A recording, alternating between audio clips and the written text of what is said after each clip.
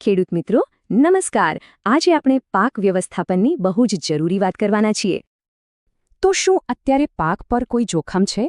ચાલો સમજીએ।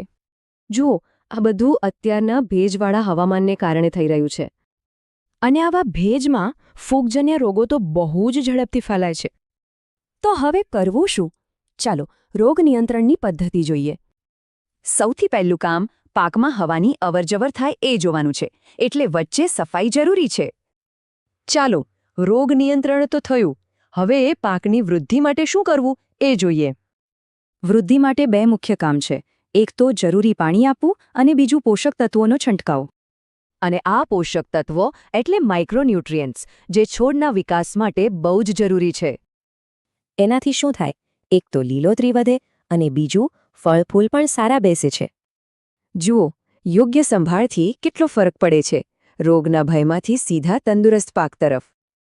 પણ હા, આટલું કરીને બેસી નથી રહેવાનું, જાળવણી અને દેખરેખ તો ચાલુ જ રાખવી પડશે। એટલે કે હંમેશા સાવધાન રહેવું પડશે, કોઈ પણ ફેરફાર પર નજર રાખો। અને સમયસર દેખરેખ એ તો સફળતાની ચાવી છે, ખરું ને?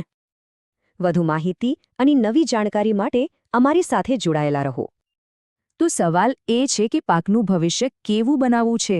જવાબ આપણી મહેનતમાં જ છે।